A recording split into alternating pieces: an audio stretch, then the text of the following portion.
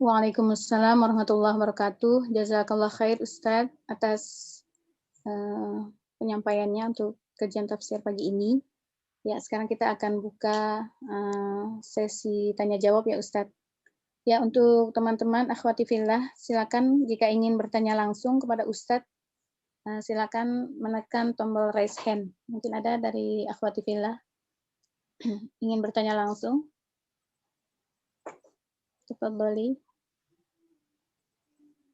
Kalau tidak ada, saya lihat di chat room ya. Alhamdulillah sudah ada pertanyaan di sini, Ustadz. Bismillahirrahmanirrahim. Assalamualaikum, Ustadz. Semoga Ustadz senantiasa diberi kesehatan. Ini pertanyaan dari Ibu Yanti ya. Mohon izin bertanya terkait afatul lisan. Mohon dijelaskan apakah kritik atas penguasa termasuk ghibah? Karena ada sebagian golongan yang beranggapan demikian. Demikian juga pada saat pilkada seperti saat ini ketika berusaha meneliti integritas suatu kandidat pemimpin juga masuk dalam hal tersebut. Mohon pencerahannya Ustaz. Ya, memang ini perlu pembahasan khusus ya. Maka tidak lagi menjadi ghibah ketika suatu kejelekan itu memang oleh pelakunya dipopulerkan. Dipopulerkan. Apakah dengan pemberitaannya, dengan omongannya. Sebutlah misalnya di Tunisia itu pernah ada pemimpin namanya Burqaibah ya. Saking kepinginnya bahwa dirinya itu bukan pemimpin muslim yang taat ya.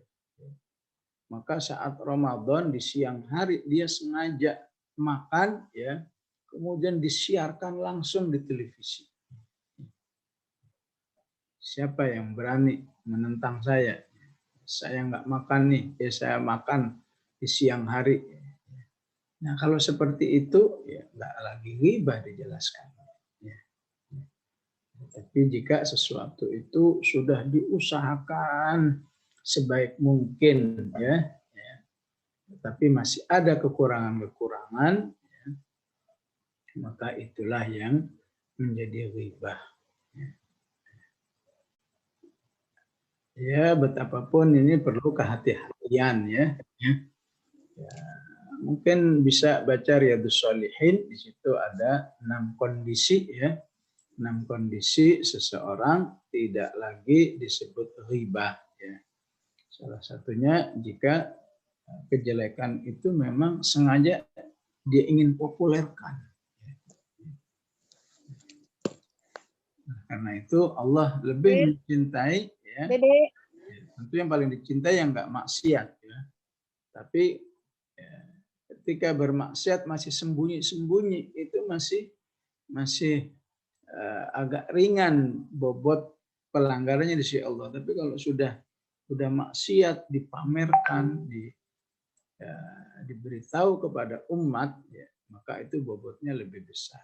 Sehingga berdampak ya, kepada ya, tidak lagi ghibah ketika membicarakan ya, si pemimpin ini sudah nggak sholat lagi, si pemimpin ini ya diberitakan ya bagaimana dia menggandeng ya, wanita-wanita yang nggak baik di luar negeri misalnya. Terlebih di negara yang demokrasi seperti ini, di mana ya, teorinya ya semua bisa jadi pemimpin, tapi ya tidak semudah itu kalau yang akan memimpin orang yang soleh ya, orang yang taat kepada Allah Subhanahu wa Ta'ala ya. Bagi orang-orang yang jahat, bagi orang yang tidak takut kepada Allah ya, sebetulnya ingin mengatakan kalau untuk orang yang soleh, untuk yang taat tidak ada demokrasi, mereka harus disingkirkan. Namun demikian ya, kita tidak putus asa. yang beriman, yang bertakwa kepada Allah, nggak putus asa. Apapun usaha-usaha kalian, kita hadapi, kita kiati lagi, Sehingga dari negeri ini istilahnya, kalau nggak bisa 100% diurus, diurus oleh orang yang baik itu, apa 50-nya, apa 25, tentu peluang itu masih ada dan sudah ada dalam kenyataannya. Semoga Allah menjaga saudara-saudara kita yang harus bertugas di garis terdepan dan mendapat amanah sebagai pemimpin baik Pak Bupati dan lain sebagainya. Dan semoga Allah membuka hati umat Islam di mana hari ini semuanya sedang pilkada, semoga hatinya dibuka oleh Allah Subhanahu wa taala, mencintai calon-calon yang betul-betul soleh, betul takut kepada Allah Subhanahu wa taala, sehingga terrealisasi wa kadzalika nuwalli ba'dadh dhalimina ba'dham bima kanu yaksibun. Ketika memang belum baik, hasilnya pemimpin yang enggak baik. Tapi usaha-usaha yang sudah lama ini memperbaiki umat, semoga Allah tunjukkan dengan lahirnya, dengan terpilihnya pemimpin yang baik juga, insya Allah.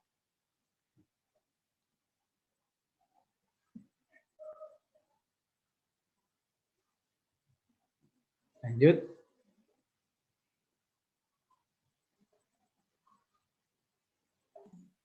Jazakallah khair Ustadz atas jawabannya.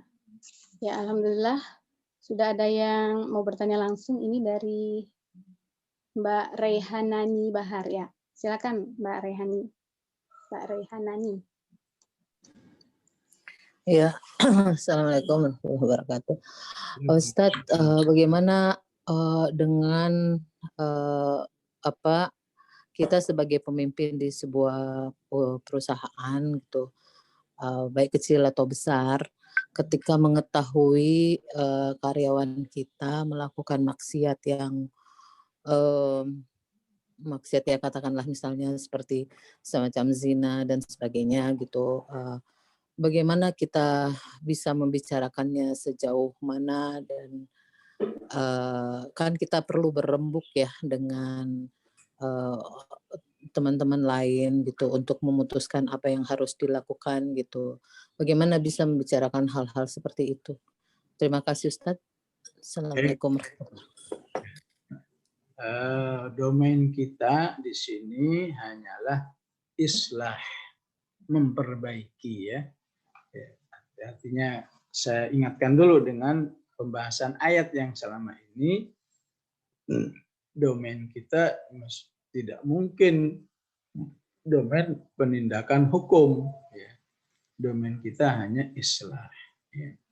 Bentuk islahnya mengingatkan, kemudian menyuruhnya bertaubat, kemudian mengingatkannya supaya dia menutupi kejelekannya dengan amal soleh yang banyak. Mengislahnya, memperbaikinya agar dia lebih rajin lagi di dalam menghadiri majelis ilmu atau majelis tausiah yang diselenggarakan oleh kaum muslimin yang ada. Tentu jika tidak mungkin diperkecil bahkan menurut saya sih wallahu alam kan ini sebatas islah. Kalau sebatas islah kalau mungkin cukup bisa dilakukan oleh pimpinan dan yang bersangkutan, maka lakukan.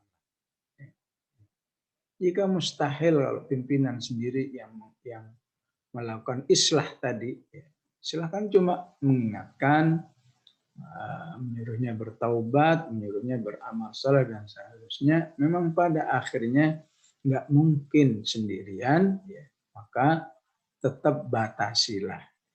Semakin sedikit semakin baik. Sebetulnya cukup satu orang, maka satu orang lah. supaya betul-betul ya, menjaga ya, ya, betul-betul menjadikan kejadian ini sebuah rahasia. Rahasia khusus, bukan rahasia umum. Kalau umum bukan rahasia lagi itu namanya. Rahasia itu memang khusus, yang tahu cuma A dan B titik. Baru itu namanya rahasia khusus. Ya. Ini juga demikian, kenapa sebisa mungkin, sekhusus mungkin. Ya, saya kira juga terkait dengan kredibel perusahaan itu sendiri. Ya. Insya Allah perusahaan yang tidak terungkap bahwa di situ telah ada sebuah kemaksiatan yang sangat besar, ya, insya Allah lebih terpercaya, ya, dan lebih dari itu menjaga keberkahan perusahaan itu sendiri, ya. Karena pada hakikatnya perbuatan zina itu ya tidak saja berdampak kepada pelakunya saja, ya, tapi akan berdampak kepada orang-orang di sekelilingnya. Begitu aslinya, ya. Mengapa Islam sangat mewanti-wanti harus sebisa mungkin masyarakat jauh dari zina, ya. Nah, itu akan merusak sistem kehidupan umat. Baik, wallahu a'lam. Ya, masih bisa Ustaz? Ya, masih silakan. Ya, masih Ustaz. Ya, ini ada pertanyaan dari chat. Bagaimana Ustadz kita sebagai rakyat sikapnya dalam bernegara ketika dipimpin dengan orang yang tidak berpihak ke rakyat, bahkan zalim ke rakyatnya? Ya, memang di sini ada pilihan tertinggi. Pilihan tertinggi itu yaitu apa yang disebut oleh Rasulullah SAW, afdalul jihadi kalimatu haqqin inda sultanin jair. Sebaik-baik jihad itu adalah berani menyampaikan sebuah perbaikan langsung kepada pemimpin yang zalim. Itulah yang dilakukan oleh Nabiullah Musa alaihissalam bersama Harun, ya. Betapapun di saat itu, ya, atau betapapun pilihan seperti ini memang sepanjang zaman, ya, orang yang berani kalimatul haqqin inda sultanin jair, ya, dia akan harus mengalami sebuah ujian yang luar biasa beratnya, tidak saja diuji dari pihak sultan itu sendiri, penguasa itu sendiri, tapi juga dari saudara-saudaranya kaum muslimin yang memang tidak memiliki wa'i, tidak memiliki wawasan yang baik tentang politik yang sedang berlaku. Jadi alhamdulillah di sepanjang zaman selalu ada saja orang-orang yang siap, ya, melakukan afdalul jihadin kalimatu haqqin inda sultanin jair. Jadi apa yang dilakukan oleh sebagian ulama saat ini, ya, kalau ibu-ibu baca apa yang pernah terjadi di Libya, ya. Di Libya pernah ada seorang kakek-kakek ulama namanya Umarul Mukhtar. Ya. Di zamannya Umarul Mukhtar itu, ya, selain juga dapat dukungan dari umat, tapi juga tidak sedikit mendapat, ya, caci makian dari kaum muslimin sendiri, wabil khusus dari kalangan para ulamanya. Ya. Memang luar biasa kalau sudah, ya, yang berpihak kepada sultan yang jair itu, ya, dari kalangan para ulama, dari kalangan orang-orang yang terpelajar, itu serangannya kepada orang yang sedang memperbaiki itu akan cukup menjadi fitnah bagi umat. Ya. Jadi bisa dibayangkan di saat Umarul Mukhtar itu berani melawan pemerintah yang zalim saat itu, jelas-jelas pemerintahnya penjajah, yaitu pemerintah dari Itali, ya, dari Itali, orangnya juga dari Itali semuanya, ya. Tapi ya namanya orang tidak punya semangat ya berpolitik atau bernegara yang benar, ya, maka dia tidak pernah berpikir mana yang baik, mana yang jelek. Yang penting sudah aman, sudah selesai. Siapapun yang memimpin. Ya. Di saat itu Umarul Mukhtar. Ya. Ya. Ini memang satu hal yang baru saya temukan. Selama ini saya pikir Umarul Mukhtar itu ya lempeng-lempeng aja, lurus-lurus aja perjuangannya, namanya juga melawan penjajah. Tapi ternyata saya baca lagi sejarahnya luar biasa ya. Back campaign terhadap Syekh Umarul Mukhtar itu luar biasa saat itu. Itu idealnya ya. Dari kondisi yang paling ideal tidak bisa, maka kita harus bisa menjadi pendukung minimal lagi ya, minimal pendukungnya orang-orang yang sedang melakukan afdalu jihadin kalimatu haqqin inda sultanin jair. Ya. Maka hati-hati dalam kondisi seperti ini ya. Jadi memang resikonya ketika ada yang melakukan kalimatul haqqin inda sultanin jair, maka memang akan terjadi satu polarisasi masyarakat. Jangankan di zaman seperti ini, di zaman Nabi Musa saja polarisasi. Yang ini dukung Musa, yang ini dukung Fir'aun, yang ini. Maka hati-hatilah ketika terjadi polarisasi ini, ya, salah pilih, ya, salah berpihak. Ya. Ya, ini cukup luas pembicaraannya di dalam Al-Quran. Minimal ibu-ibu tahu polarisasi ini ada di akhir surat Al-Ahzab. Ya. Yauma tuqallabu wujuhuhum fin-nari yaquluna rabbana ata'na sadatana wa kubara'ana fa'adalluna as-sabila, dan seterusnya. Intinya ketika terjadi polarisasi salah pilih, maka secara tidak langsung orang itu milih neraka. Atau di surat Hud, yauma yaqdumu qaumahu yaumal qiyamati fa'awradahumun nar wa bi'sal wirdul mawrud. Mereka yang memang memilih Fir'aun saat itu, lebih percaya kepada Fir'aun, maka oleh Fir'aun akan dipimpin masuk nerakanya juga. Fa'awradahumun qaumahu yaumal qiyamati fa'awradahumun nar wa bi'sal wirdul mawrud. Ya. Kemudian lebih minim lagi adalah menghindarkan diri dari resiko-resikonya. Ya. Dari resiko-resikonya. Ya. Ya. Ya. Artinya tidak melakukan hal-hal yang kemudian membuat dirinya harus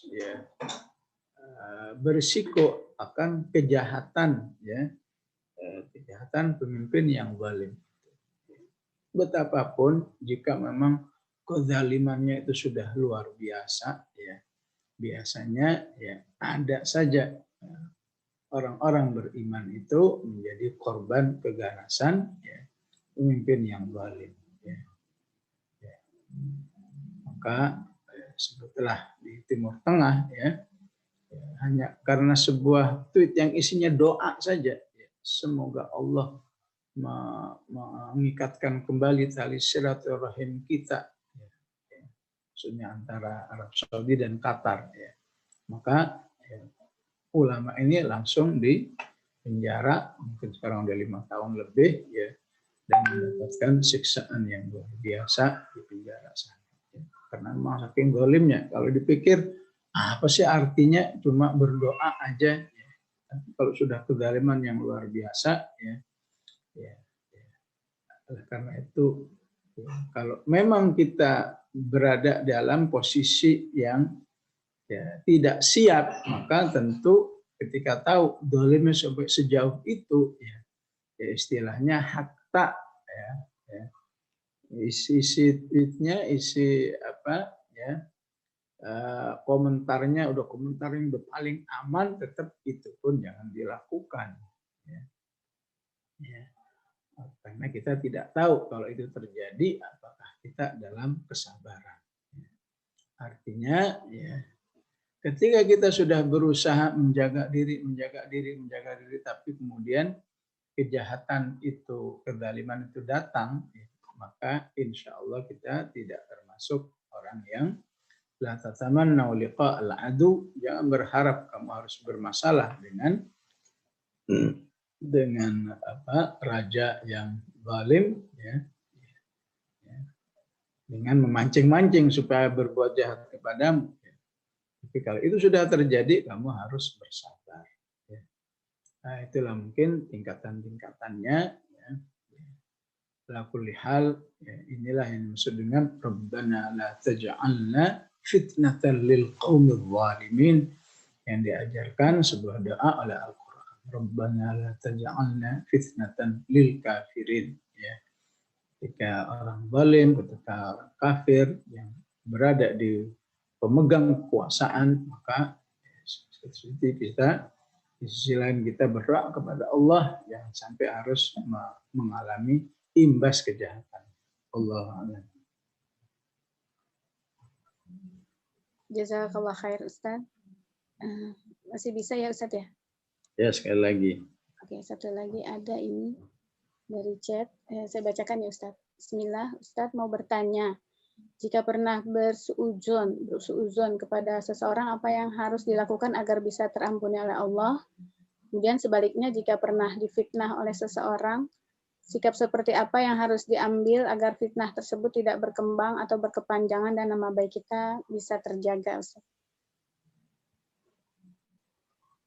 Ya, sebaik-baik solusi adalah kita berterus terang di hadapannya bahwa saya udah pernah ini, pernah itu, ya, tolong dihalalkan. Ya.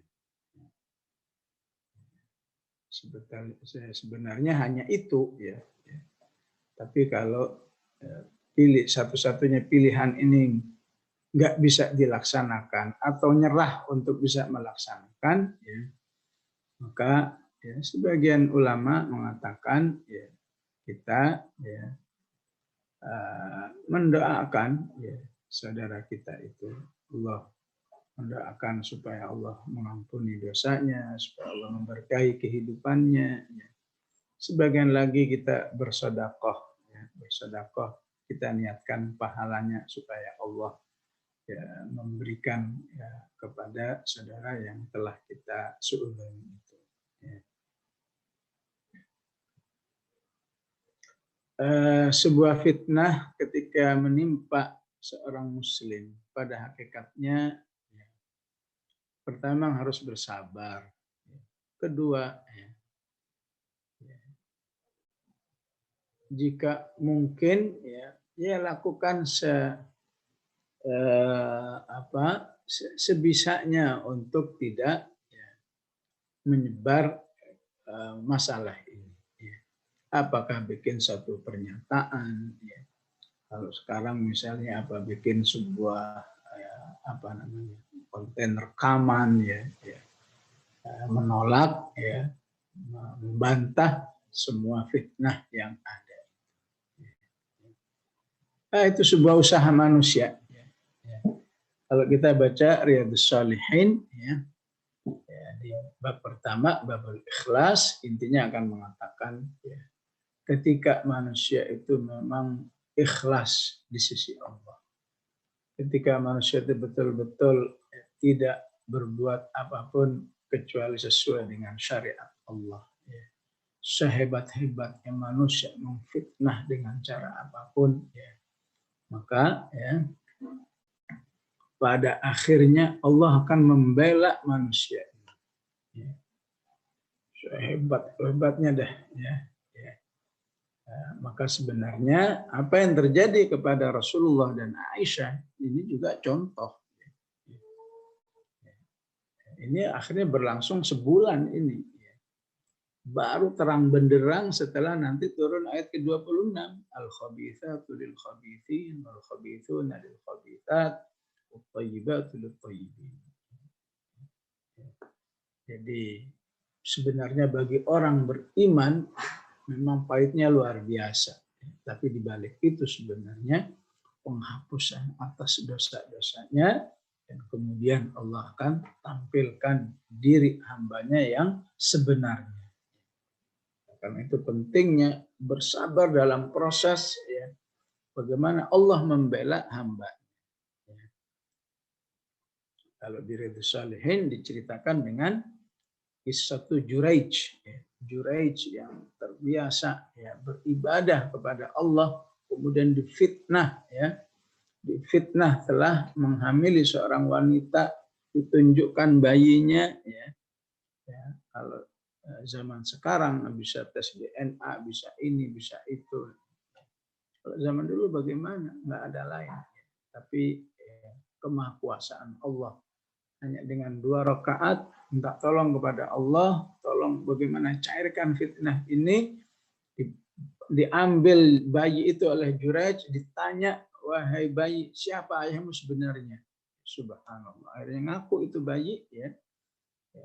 Dan setelah itu nama Juraij bersih kembali. Tempat ibadah yang biasa dilakukan dihancurkan, mau dibangun kembali dengan bangunan yang lebih bagus dari emas, tapi Juraij menolak. Enggak, bangun semula ya. Enggak kurang, enggak lebih. Begitulah cara Allah menjaga atau membela hamba-hambanya yang terfitnah. Oleh karena itu pentingnya kita terus ya bersama Allah ya, dalam niatnya, dalam akhlaknya, dalam tujuannya, dalam prosesnya, ya, dalam syariatnya. Ya. Karena memang fitnahan bagi orang-orang beriman itu hampir nyaris ya, nyaris nggak mungkin terhindarkan. Itu sebuah kondisi yang ibaratnya seperti Al-Baqarah 155, walanabluwannakum bisyai'im minal khauf. Tapi ketika semua sudah Rabbani, maka yakinlah ya, saat itu Allah akan membela. Istilahnya Allah, inna waliyallahu alladhi nazzala al-kitaba wa huwa yatawallas salihin. Dan dialah yang akan selalu menghandle semua kehidupan urusan orang-orang yang soleh, insyaallah. Wallahu ta'ala a'lam. Alhamdulillah, jazakallah khair Ustaz atas jawabannya. Semoga teman-teman yang bertanya dan juga kepada teman yang lain mendapatkan ilmu yang bermanfaat dari penjelasan Ustaz. Ya, cukup ya Ustaz ya? Cukup insyaallah. Ya, alhamdulillah, ya kita sudah menyelesaikan kajian kita tafsir surat An-Nur ya. Untuk melengkapi kesempurnaan kita, mohon Ustaz untuk ditutup dengan doa Ustaz. Bismillahirrahmanirrahim. Alhamdulillahirabbil alamin. Allahumma shalli wa sallim ala sayyidina Muhammad wa ala ali sayyidina Muhammad. Allahumma ighfir lana wa liwalidina warhamhum kama rabbawna shighara. Rabbana hab lana min azwajina wa dhurriyyatina qurrata a'yun waj'alna lil muttaqina imama. Rabbana la tuzigh qulubana ba'da idh hadaitana wa hab lana min ladunka rahmah innaka antal wahhab. Allahumma aslih lana dinana alladhi huwa ismatu amrina wa aslih lana dunyana allati fiha ma'ashuna wa aslih lana akhiratana allati ilayha ma'aduna waj'alil hayata ziyadatan lana fi kulli khair waj'alil mauta rahatan lana min kulli syarr. اللهم ارحمنا بالقرآن واجعله لنا إماما ونورا وهدى ورحمة. اللهم ذكرنا منه ما نسينا وعلمنا منه ما جهلنا ارزقنا تلاوته آناء الليل وآناء النهار برحمتك يا أرحم الراحمين. صلى الله على سيدنا محمد وعلى آله وصحبه وسلم. الحمد لله رب العالمين. والسلام عليكم ورحمة الله وبركاته.